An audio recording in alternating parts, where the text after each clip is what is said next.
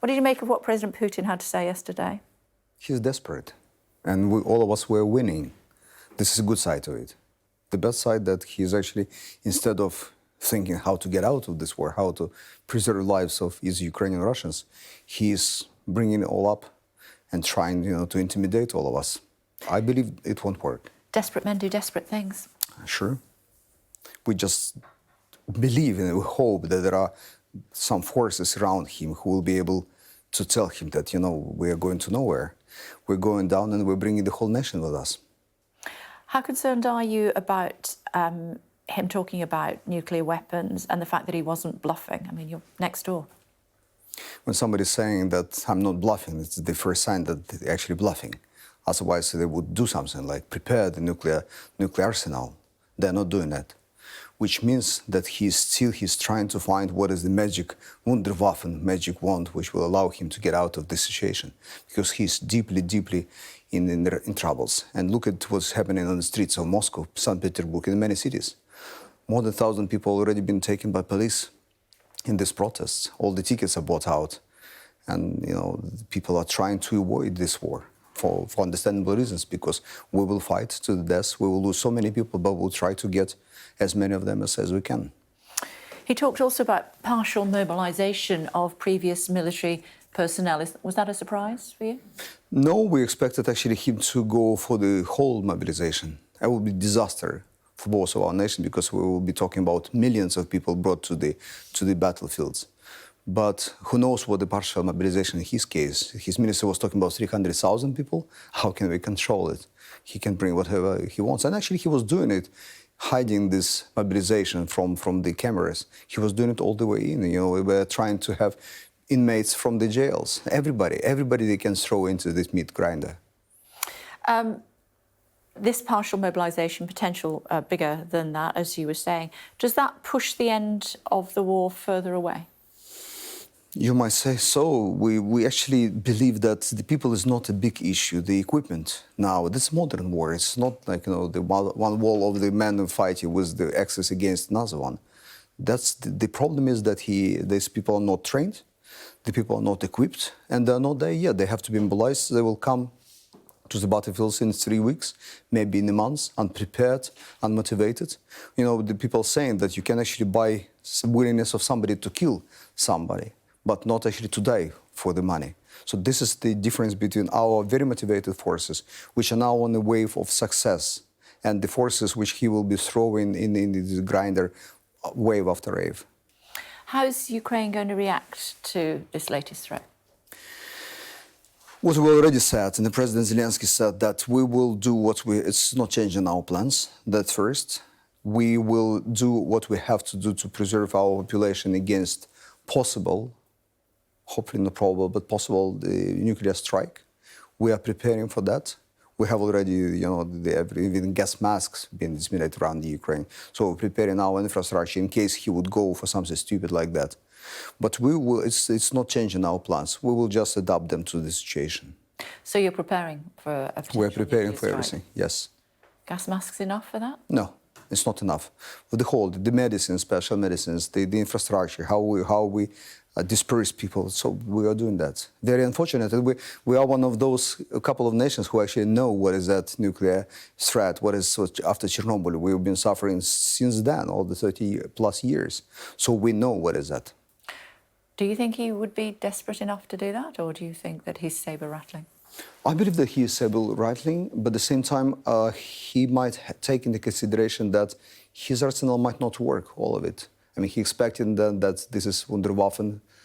He will come with it, everybody will run from the battlefield, but no, we managed to kill so many rockets coming at us. So he has to take it into considerations. Half of them are falling down from the skies because they are not supported, not maintained, not good enough.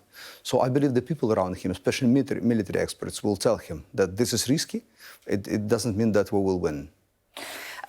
Yesterday at the UN General Assembly in New York, President Zelensky, who you've mentioned, talked about the just punishment for Russia. What does that look like?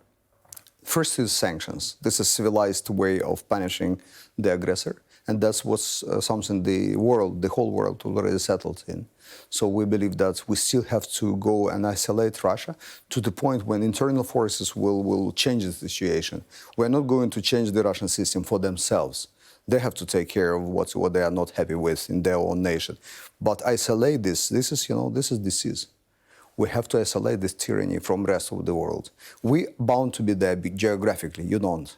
So if we manage to keep them away from the civilized ways of, they will sooner or later, the healthy forces within the society will grow and change the system itself. How much sympathy do you have for the people of Russia who didn't want this war? Problem with these people that they allowed their system to grow in something horrible. They didn't change their leader for many, many years. And obviously, in many, many cases, human cases, when people are having no limits to their power, or they believe they have no limits, they're becoming somebody like Putin. We also had the president at some point in the early years who wanted to go for the third term, although we have only 2. But people said no. And our system got it. Each and every next president who's coming, regardless of how good they were, they knew that there are some rules and they can try bend them. People won't be happy, but will never break them. With Russians, it didn't happen. The same with Belarus. It didn't happen. The same guy with the system. Some of the generation lived through exactly the whole life with this guy. They are not happy with that. So these leaders have to take this into account. How much thanks should there be to the de facto leader of Saudi Arabia for the release of prisoners of war? At this moment, we're thanking everybody helping. We have so many of them out, and we're quite happy that we managed to get your boys back home. So the President Erdogan, the Saudi Arabians, we are thankful to everybody who helped us to achieve this. If they can't do everything, that's the only thing they can do, at least they've done this. We are thankful. And do you take into account their human rights history? Absolutely. And never been easy, to have these moral sacrifices. But at the same time, we hope that nothing was in negotiations which would somehow allow us to think that we sacrificed somewhere. As far as I know, the deal is that we're exchanging people. We're not going anywhere further. What they're trying to do themselves, trying to raise their public profile, that's probably what they're trying to achieve. But let's leave it for this particular case with them. OK, that's something for the future. What about Liz Truss? We know that the Ukrainian people are very fond of Boris Johnson. What about his successor? I believe that Ukrainian people, they really liked Boris Johnson. They still love him. But at the same time, they do understand that Boris Johnson is just top of the whole mountain of support. And he was on TV because they know that he's a leader, and he was, pushing the system in the right direction. So there is the role of new prime minister, which you as nations selected, to promote this cooperation, to push. We hope that she will be able to make another step, so push even further. At least what she was saying at the UN yesterday, and what I was having with the conversations with her exchanges when she was a foreign secretary, saying that this is the right person for us. This is for you to decide who is the right person as a prime minister for you. She certainly promised another £2.3 billion matching the monies that have been provided this year. That must be very welcome. It is very welcome, and I have to tell you that this is the right investment. Look at it, you're not wasting your money. We're actually, all of us, we're achieving something. Who would expect that we will be able withstand, not just withstand pressure more than 200 days in the so-called 2 days or 3 days invasion of Russians. We're actually achieving military victories on the front. That's the so-called second biggest army, whatever they call them. And we managed, altogether, we managed to defeat them. And what would you like to say to reassure the British public who are struggling with their energy bills this winter, and they feel that that is as a direct result of the war in Ukraine, and they'll be struggling to keep their children warm? You're right. There are a couple of things which all of us have to be aware, and we are not just trying to keep our children warm, but we're trying to keep them alive. This is the first. This is moral obligation of all of us to help. I remember when I was in school, I was bringing my breakfast money to help kids of your minors, who at that time we were told suffering on the level. So kids in the schools had to help them and send their money. So that there are, there is always, you have to have somebody. With the energy prices rising, this is also, Russians are fighting with the bombs with us, but with the gas prices with you. And the third thing I wanted to bring, that's we actually probably are too late to this change, which we all of us expected, the green transformation, whatever we call it. We have to get off this hook of energy, of gas from Russia, and especially from the tyrannies like Russia. We welcome the normal market relationships, but obviously Russia is not the reliable partner in the market. War over by Christmas?